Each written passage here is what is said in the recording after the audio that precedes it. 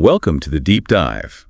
Today, we're getting into something really core to how we all experience life, our mindset. Yeah, we're going to explore, not just what mindset is, but how our minds actually function behind the scenes. And crucially, how we can maybe start consciously shaping that so it works for us, not against us. Exactly. If you ever feel stuck in overthinking loops, or you just feel there's another level you want to reach, this deep dive is definitely for you. And we're actually kicking things off, inspired by a listener question. It came from Brandy. Right. Brandy asked about stopping those really persistent negative thought spirals. Yeah. She used the phrase mindset reset. Which is perfect. That's exactly what we're diving into, understanding and maybe even using this sort of built-in filter in your brain. A filter?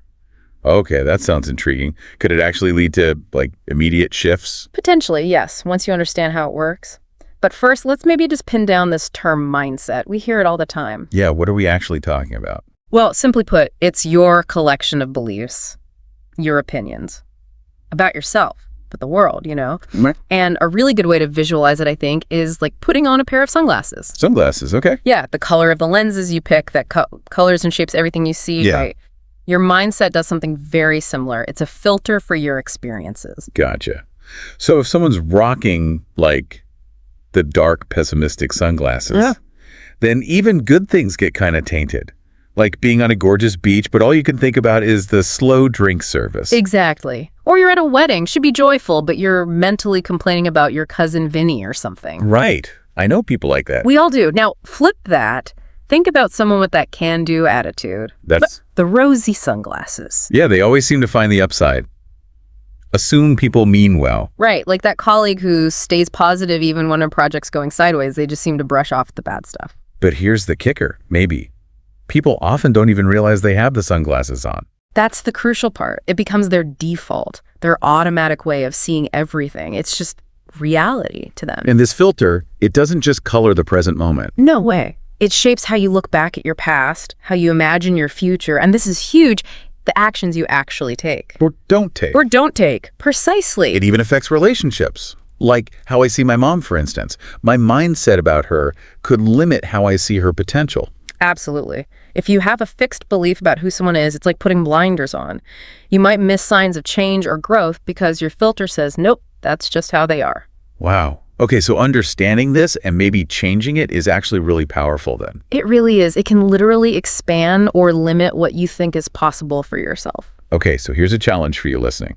If your best friend had to describe your usual sunglasses, what color would they pick? Dark, maybe? Negative?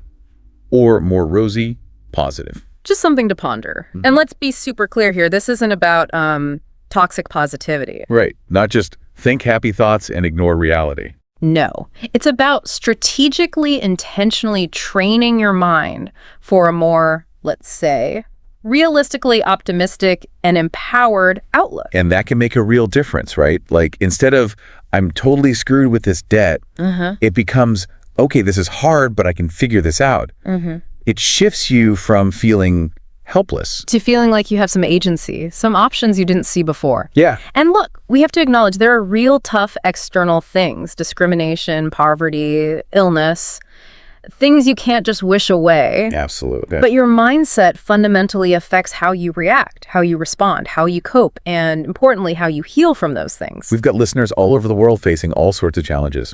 Mindset isn't magic, but it's that inner resource, isn't it? It's that resilience, that ability to face things, deal with them, and survive, to keep going. Think about someone stuck in a job they hate, or maybe wanting to get back into work after a break, but feeling like their skills are outdated. Yeah, that negative mindset, those dark glasses, they just fuel that inner critic, right? Nobody will hire me. I'm not good enough. And that's the point where advice about setting goals or building habits just falls flat. It often does, because underneath it all, if you don't believe it's possible or worth it, you're probably not going to take consistent action. So the goal is to nurture a mindset that says, yeah, this is worth trying. Exactly. A mindset that encourages you to take those first steps towards the change you want. Career, relationships, health, whatever it is. So just to sum up that part, changing mindset doesn't erase challenges, but it changes your capacity to deal with them. Beautifully put. Okay, so now let's get into this filter in the brain you mentioned. How does that actually work? Yeah, you said the mind is flexible. Programmable even. It really is. Think about this. Maybe you've had this experience. You decide you want a certain kind of car, or maybe a friend gets one. Let's say a Ford Bronco. Oh, yeah. Okay. Broncos are everywhere right now. Right. Suddenly you start seeing them everywhere. Red ones, blue ones, parked, driving. Totally. I was looking at SUVs recently, and boom, Broncos everywhere. It felt like they just materialized overnight. Exactly. But they didn't, did they? They were always there. Right. It happens with other things, too. Maybe you get interested in a certain handbag style, or like Converse platform sneakers, or those closed-toe Birkenstocks. Yeah, suddenly they're on everyone's feet. Or hairstyles. Remember when curtain bangs were the thing? Suddenly every other person seemed to have them. And the big one deciding you want a baby, all of a sudden you see pregnant people and strollers everywhere you look. It's uncanny. Like the world rearranged itself just for you. But it didn't. Those things, the cars, the shoes, the babies, they were always around. Your mind just wasn't flagging them as important to you. So what's the brain mechanism? What's doing that flagging? Okay, this is where something called the reticular activating system comes in, the RAS. RAS. Think of it like a net, maybe, a network of neurons right at the base of your brain. It's a filter. A filter for all the information flooding in. Exactly. Its main job is to sort through the massive amount of sensory data hitting you every second and decide what gets through to your conscious awareness and what gets blocked as like background noise. So it's like the bouncer at the nightclub of your mind, deciding who gets in. That's a great metaphor. Yeah. It prevents total overwhelm. So back to the Bronco or the handbag. Right. They were always trying to get into the club, but the RAS bouncer didn't have them on the guest list until you decided they were important. So I write the guest list. What I pay attention to tells the RAS what to let in. Essentially, yes. Your conscious focus, your intentions, your recurring thoughts, they program the bouncer. The RAS learns what you deem important. Wow. Okay, that feels potentially life-changing if I can tell the bouncer what I want to see more of. That's the opportunity. You tell it Broncos, you tell it that specific handbag, you tell it University of Colorado sweatshirts because your kid applied there. And the RAS adjusts in real time to help me spot those things. It reprograms itself constantly based on your focus. Okay, quick recap then. Mindset, sunglasses. Filtering reality, driving action. Rosier sunglasses, it's generally better, more proactive life. RAS equals real, brain filter, flexible, changes based on focus. Okay. And I can intentionally direct that focus. Perfect summary. You got it. Now let's directly link mindset to that RAS. We had another listener question, this one from Peter. Ah, yes. Peter asked about overcoming self-doubt. How to maintain a positive mindset when those doubts creep in. Right. And that phrase, getting past your doubts, is key here. Because your belief about yourself, that is a mindset. And that mindset acts as the filter. It programs the filter. If you're constantly wrestling with self-doubt, think about it. What color are those sunglasses? Probably pretty dark, right? Yeah, makes sense. So how does the RAS know I'm doubting myself? It knows based on where you put your energy, your attention, your thoughts. If you spend time and mental energy doubting, replaying mistakes, worrying about not being good enough, I'm signaling to the RAS that doubt is important. you're basically telling the bouncer, hey, let all the evidence that supports my self-doubt right in. Oh, wow. Okay, so at work, if I have that self-doubt filter on, I might have, say, answered 32 emails perfectly, helped a customer, contributed in a meeting, but I focus only on the one typo I made. Exactly. Your RAS, primed by the self-doubt mindset, filters out the 34 positive things and spotlights the one negative thing. It magnifies it. And then maybe my boss sends a neutral email like, let's chat about the report, and my self-doubt filter immediately interprets it as, oh no, I'm in trouble. Bingo! You see how it connects? It's just like the pessimistic person on the beach. Their mindset programs their RAS to find the negative, even in paradise. The mindset and the RAS get locked in this loop. Negative thoughts tell the filter what to find, and the filter finds evidence that reinforces the negative thoughts. It becomes a self-fulfilling prophecy, neurologically speaking. And you might be sitting there thinking, why is my brain doing this to me? Is it against me? It can feel that way, but it's crucial to understand your brain isn't against you. It's just responding. It's responding to where you're directing your focus and energy. Okay, so what's the good news here? The good news is agency. If you intentionally start searching for reasons to feel proud, even tiny wins, Small things. Small things. Acknowledging you handled a tricky conversation well, noticing you finished a task on time, anything. You actively signal to the RAS, hey, this is important now, look for this. And the RAS will start to shift its focus. It will. This is exactly why things like gratitude practices are so powerful. Okay. Because you're training the RAS to spot the good stuff you appreciate. You're literally retraining your brain's filter, day by day. Let's use another example. That single friend who really, really wants to meet someone. Okay. If their dominant thought is, ugh, I'll be alone forever, there's no one out there for me. That narrative programs their RAS, so what do they notice? Happy couples everywhere. Holding hands, laughing. Yeah. It just confirms their fear. Right. And meanwhile, their RAS might be filtering out seeing other single people who look interesting or noticing opportunities to connect because the filter is set to confirm loneliness. And as their friend, I might see all their amazing qualities and think, why can't they see it? But their filter is literally showing them a different reality. A different perceived reality, yes. Yeah. And the more they pull back because of that negative belief, The more I, the friend, might think they're sabotaging themselves. and in a way, their mindset is leading to actions that hinder them. The RAS can worsen it, or if intentionally programmed, help improve it. You really want that friend to keep a positive outlook, right? So they don't get desperate or settle. Exactly, because, again, mindset dictates action. A positive mindset, okay, I haven't met the right person yet, but there's nothing wrong with me, leads to different behaviors. Staying open, not acting insecure. So the secret sauce is training the RAS, swapping out the negative mindset lenses for more positive ones. That's the core idea. Your thoughts dictate the world you see, how you feel, and what you do. Step one, then, is just noticing. Noticing when your mindset might be holding you back. And noticing is always step one. Awareness. Then step two, asking honestly, is this serving me? And step three?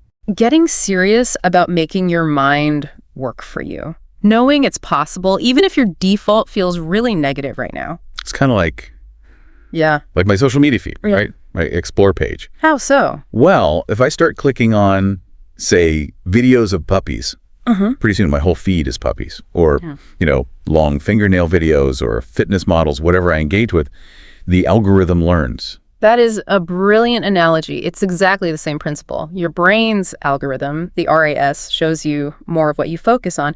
My own daughter realized this. Yeah. Her feed got filled with these highly edited fitness model images, and it started making her feel bad about her own body. She realized the algorithm, like her brain, was just reflecting her focus. Wow. So, pro tip, be intentional about what accounts you follow and engage with online. Definitely, because it's feeding your brain's filter. Okay, should we get to that exercise, the mindset reset? Yes, please. Yeah. This has been maybe a bit heady, but fascinating. I know. Thanks for sticking with it. And this exercise, look, it might sound almost silly or too simple, but trust me, the neuroscience behind it is solid. Okay. I'm ready. Lay it on me. It's simple. Start looking for hearts. Hearts. Like Valentine's hearts. Naturally occurring heart shapes. Yeah. In your everyday world, think the shape of a cloud, the foam on your coffee, a stain on the pavement, a leaf, a rock, patterns in bricks. Huh. Okay, I can picture that. Now you say it, I bet they're kind of everywhere. They are thousands, probably. A little tear in your jeans, a puddle shape, a knot in wood. You walk past them constantly because your RAS hasn't marked heart shapes as important. So you haven't put them on the guest list for the bouncer. Exactly. This isn't just a cute scavenger hunt. It's deliberate mind training. You're telling your brain, pay attention to this now. So the instruction is, find a heart each day. Intentionally look. Intentionally look. And when you spot one, pause. Really look at it. Maybe snap a photo on your phone. Or pick up the heart-shaped rock. Why pause? To reward your brain and to consciously acknowledge, wow, I definitely would have missed this yesterday. Build that awareness of the shift. Yep. And if you struggle with self-worth, add another layer. Tell yourself, this heart was put here for me. It's evidence that change is possible, that my mind can work for me. So finding one makes you more likely to find more. It primes the pump. It absolutely does. You'll start seeing them everywhere, and it connects you to this little bit of, well, magic maybe. But really, it's your brain responding. It's proof. Proof that you can change the filter, change the RAS programming. Every heart you see is evidence of that truth. It's the first step of the mindset reset because you need that experience. You need to feel your mind shift before you really buy into, say, thought substitution. You mentioned Native from Germany earlier, who found hearts but then felt nervous, afraid things would get better. Yeah, that's such an important point. That fear comes from being so used to the old programming, even if it's miserable.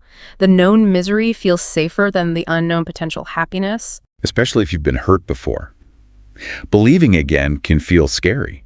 It can. But this isn't just about blind hope. It's understanding the science.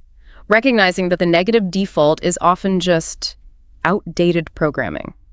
Learned stuff. Those negative voices in your head, maybe they're not even yours originally. Often they're echoes. Parents, caregivers, past experiences, that campaign of misery we internalize.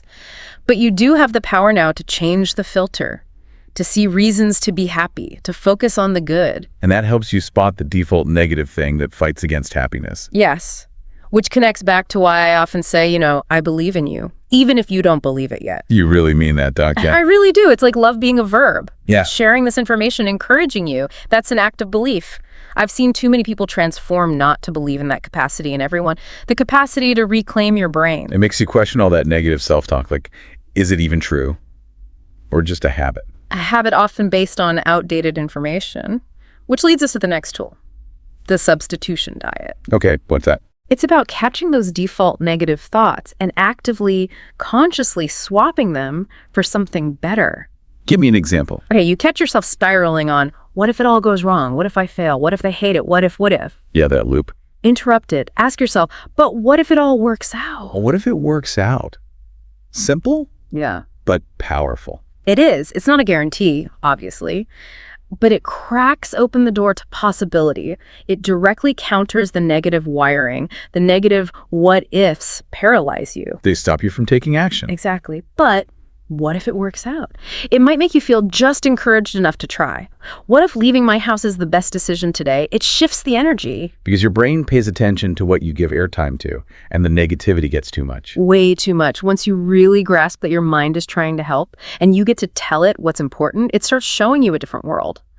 Opportunities you missed, that dream school possibility, new friends, the job opening. And that new world starts with looking for hearts and asking, what if it works out? Those are the starting points. Daily practice. Looking for hearts trains the brain's flexibility, like going to the gym. Seeing a heart reminds you, my brain will listen. I can choose happiness over the misery campaign. And the thoughts, substitution? It's recognizing you're not stuck with those thoughts. You're not. You can choose new ones. You can discard the negative. Well, the negative horseshit you learned somewhere along the way. Yeah. You can prioritize believing in yourself, encouraging yourself. It's important to say, though, right, this isn't like a magic cure. Negative thoughts might still pop up. Oh, absolutely. I teach this stuff, and trust me, I still have dark thoughts sometimes. It's an ongoing practice. Negativity will visit. The skill is learning not to let it move in and take over. It's not about perfection, but progress, resilience. Exactly. And, across all the people I've taught this to, easily hundreds of thousands, the number one negative thought, that core belief, What is it? I'm not good enough. Wow, that hits hard. So common. Where does that usually come from? Couple of main sources, typically. Sometimes it's clear negative experiences in childhood, criticism, comparison, not feeling seen. Okay. But even with a decent childhood, adolescence is brutal. That whole social sorting, trying to fit in, our brains naturally zoom in on where we don't belong as a survival thing. Right, focusing on the perceived social threats. Yeah. Instead of seeing all the ways we do fit or the unique gifts we have. But the amazing thing about being an adult, What's that? you get to reclaim that. You get to consciously look for all the places you can go, the gifts you do have, the ways you are good enough. Training your brain to see that instead. Yes, and look, everyone struggles with this to some degree, but simple shifts help. Instead of, I'm not good enough, try, I'm a work in progress. Okay, that feels kinder. Or, I can figure this out. Or, the people who love me, that's who matters. It's lifelong work, but honestly, the best days are usually still ahead. It takes practice, even for you. Constant practice. Catch the negativity. Cut off those inner voices that aren't helpful. Claim your adult life. You really, truly deserve to be happy. And even if you don't love yourself fully right now, I love you, and I believe you can change your filter. So the final word, the action step for everyone listening. Now go find a heart. Thank you so much for taking this deep dive with us today into mindset. It's been a pleasure. If this resonated, if you found it valuable, please do subscribe to the deep dive. We've got more explorations like this coming up. And we're always so grateful when you share these conversations with friends, family, anyone you think might benefit. We really do care about you listening, and putting these deep dives together is our way of trying to offer some useful tools and support. So yeah, subscribe for more ways to help train your brain for the better, for a more fulfilling life.